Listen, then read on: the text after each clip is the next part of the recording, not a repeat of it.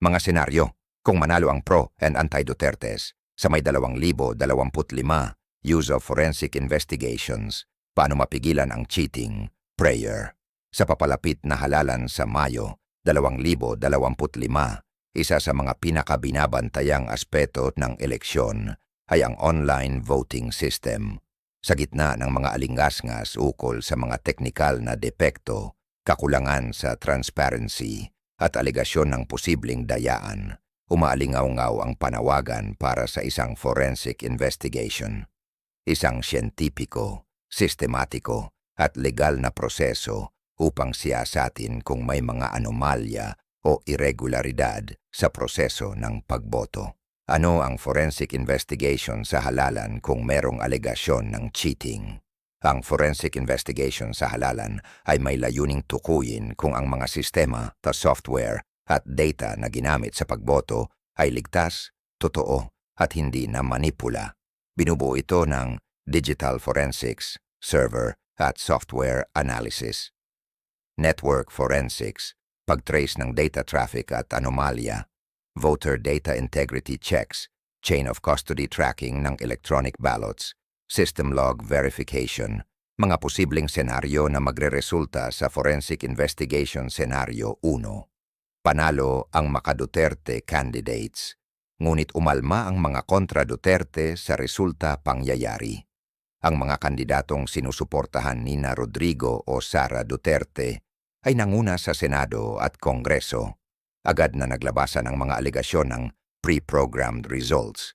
May mga botong dumobli at bigla ang pagtaas ng boto sa huling oras sa mga lugar na kilala bilang maka-oposisyon. Posibleng tugon. Maghahain ng petisyon sa COMELEC para sa digital audit. Magiging viral ang screenshots ng mga umano'y anomalya. Magtutulungan ang mga opposition tech experts at NGOs para i-reconstruct ang data trail, forensic action, pag-scan ng server logs, comparison ng actual votes versus logs, GPS o IP tracing para tukuyin kung tunay na galing sa botante ang boto. Senaryo 2, panalo ang kontra Duterte, block, at pinagdududahan ng maka-Duterte ang resulta pangyayari. Ang mga Duterte-allied candidates ay natalo kahit sa mga balwarte nila. Naglabas ang kampo ng Duterte ng mga ebidensya ng hindi maipaliwanag na vote drop at mga boto mula sa mga device na walang voter ID. Posibleng tugon, pagsampa ng electoral protest, panawagan sa COMELEC para sa source code audit, pagtawag ng Senate inquiry ukol sa tech-based electoral fraud, forensic action, pagkuha ng hash values ng ballots at system data, pagtukoy ng mga kahinahinalang device na ginamit sa boto, reverse engineering ng software na ginamit sa transmission senaryo. 3. Malawakang system error o glitches sa araw ng halalan. Pangyayari, mula umaga hanggang gabi ng halalan, maraming botante ang nakaranas ng error messages, vote failed notifications o site crash. Lumabas sa ulat na may mga boto ang nawala o na double count. Posibleng tugon, pagkawala ng tiwala ng publiko sa resulta, panawagan ng mga multi-sectoral groups para sa halalan re-audit.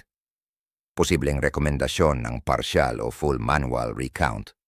Forensic action, technical review ng server stability, event log analysis ng voting platform, pagtukoy kung sino-sino ang mga naka-access sa admin panel senaryo. 4. Foreign interference sa halalan pangyayari. Isang ulat mula sa cybersecurity firm ang nagsabing may mga boto mula sa suspicious IP addresses na galing sa labas ng bansa, partikular sa mga bansang may interes sa politika ng Pilipinas. May alegasyon ng foreign-funded disinformation campaign at vote manipulation. Posibleng tugon, pagsasampa ng kaso sa International Cybersecurity Courts, paglabas ng ulat ng intelligence agencies, paghiling ng ASEAN-led observation mission forensic action, international collaboration for cross-border cybercrime investigation, deep packet inspection ng data transfers, pagsupina ng cloud providers kung saan naka-host ang system, Epekto ng mga senaryong ito sa taumbayan at sa pamahalaan. Polarization ng publiko. Anumang hindi mapaniwalaang resulta ay lalong maghihiwalay sa mga maka at kontra Duterte na grupo. Pagbaba ng tiwala sa halalan. Kung walang forensic transparency, posibleng tumaas ang bilang ng mga botanteng hindi naboboto sa susunod. Krisis sa legitimacy ng halal na opisyal. Kung walang forensic audit, hindi matitiyak ang katapatan ng boto at malalagay sa alanganin ang mandato ng mga nanalo. Mga rekomendasyon, forensic readiness ng halalan 1, mandatory digital audit trail, dapat may automatic na logging at encryption ng bawat boto. Second, independenteng cyber forensic team, hindi dapat kontrolado ng COMELEC o ng sinumang partido. Dapat third party, non-partisan, at globally certified. 3 real-time public monitoring dashboard, isang plataporma kung saan makikita ang aggregated data ng botohan, anomalies, at system status. 4 na legal framework para sa election cybercrimes. Magpasa ng batas na magsasaklaw sa digital election fraud, tampering, at cover-up. Konklusyon. Sa panahon kung kailan ang teknolohiya ay integral na bahagi ng demokratikong proseso, hindi sapat na maayos ang sistema. Kailangang maipakitang maayos ito sa pamamagitan ng forensic transparency, ang mga senaryo ng posibleng dayaan, pagkabigo ng sistema, at foreign interference ay hindi lamang mga teorya. Ito ay mga posibilidad na kailangang paghandaan.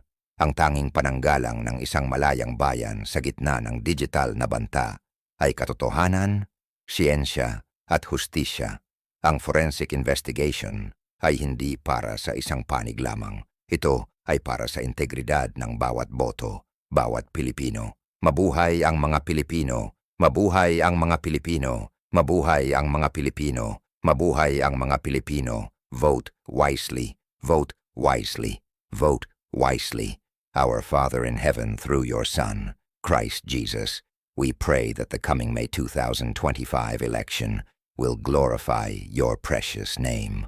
Our Father in heaven, through your Son, Christ Jesus, we pray that the coming May 2025 election will glorify your precious name.